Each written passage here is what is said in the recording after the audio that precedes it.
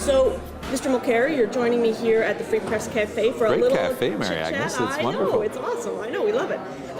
So one of the things I wanted to ask you about first, and I said this in the scrum, that you are, by my impression, perhaps a bit more centrist when it comes to your vision for the federal NDP. Is that a fair assessment, given your views on the union sort of voice in the party and that kind of thing? Well, I've been saying a few things since the beginning of this race. One is that we've got to move out beyond our traditional base and start connecting with a lot of Canadians who might share our goals and our values but haven't necessarily voted NDP in the past. That's what we managed in Quebec, and we've got to keep that, and that's what we have to do in the rest of Canada, because if in Quebec right now we could say that we've got 59 trees, we have 59 new MPs but very shallow roots, in places where we have our deepest roots, like Saskatchewan, like Manitoba, we have few MPs. We have 2 left in Manitoba. We've gone through 4 federal general elections in a row in Saskatchewan without electing a single NDP MP. So we've just got to look at that and realize that maybe we've got to have another way of expressing ourselves. Sometimes people ask me if that means that I'm trying to move the party to the center. I always respond that I'm trying to move the center to us, trying to get more and more Canadians to realize that we do have a progressive view, but that we're competent public administrators and we can be relied upon to only answer one powerful interest, the public interest. And some of the people who were with me on the stage, like Lauren Nystrom, who's got many, many years' experience, has always called for that sort of renewal within the NDP. Some of the younger leaders of the NDP, another person who's backing my candidacy, who was with me when I launched, is Dominic Carty, the president of the NDP in New Brunswick. And he is, like me, wants to put the new back in the New Democratic Party. Of course, stay loyal to our social democratic roots, traditions, and values, but also explain to Canadians that what we want to do is in their interest on the environment, on the economy, and that we can carry it out reliably and competently. But now, you sort of talked about how Gary Dewar and Lauren Nystrom, you mentioned, are sort of your models. Gary Dewar represents exactly, I think, the model of what the NDP has to be.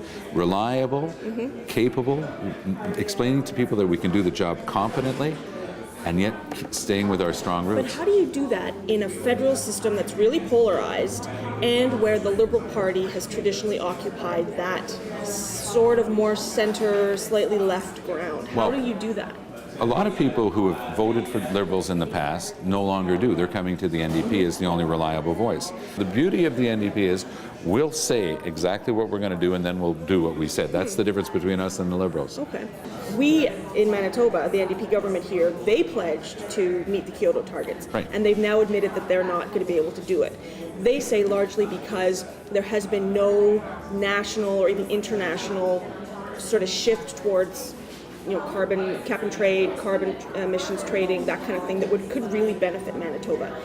If you're the leader of the opposition, how are you going to get Ottawa to finally move on climate change? Well, first of all, that's completely true. I mean, the simple fact of the matter is if it's Canada that signed Kyoto.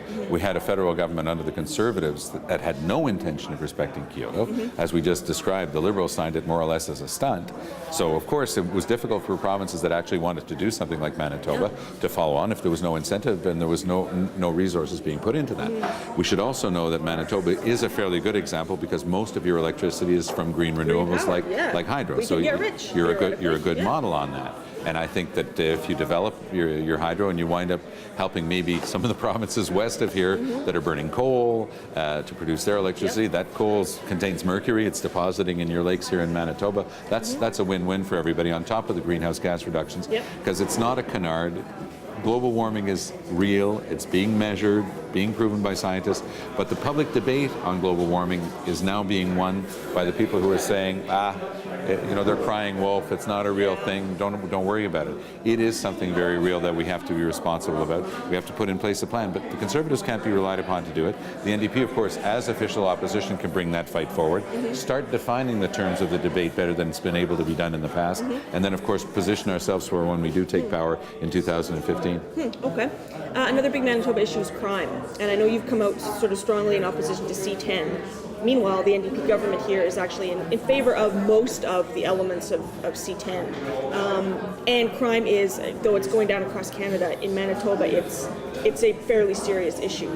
So how do you reconcile that with a genuine need among Manitobans to get quite a lot tougher on crime. Well, that was a slogan in places like Texas in the U.S., and they've even come around to realizing that it's much more important to be smart on crime than so-called tough on crime. If you wind up taking especially young people and throwing them into jail more and more instead of trying to rehabilitate them or getting them help, all you're doing is you're sending them to crime school, and it becomes a self-fulfilling prophecy. You claim that there's more crime. There isn't actually. All the statistical evidence, all the proof shows that crime is at its lowest ebb in Canada right now. So in places where you do have specific problems, you can come up with solutions. There are communities here in Winnipeg working very hard to get rid of crack houses, people assembling and coming up with a good result. If you take more and more young people, you have minimum sentences, you send them to jail for years at a time, you're just training criminals. And years down the road, another generation is going to have that problem. Last question, cities. We're sitting in downtown Winnipeg, and you've probably driven around a little bit on the roads in Winnipeg and noticed that they are not in great shape. This is sort of a perennial problem for cities, is the infrastructure deficit. We've talked a bit about it lately in Winnipeg with the new capital budget that was just released. What would be your solution to a new funding structure for cities? This is one of the first things that we want to do in the NDP is to transfer some of the existing gas tax. We're not talking about a new tax. Transfer another penny per litre of the existing tax over to the cities. That actually amounts to a lot of money across Canada. But we've also got to come to the realization that cities are responsible for about half of the infrastructure across the country.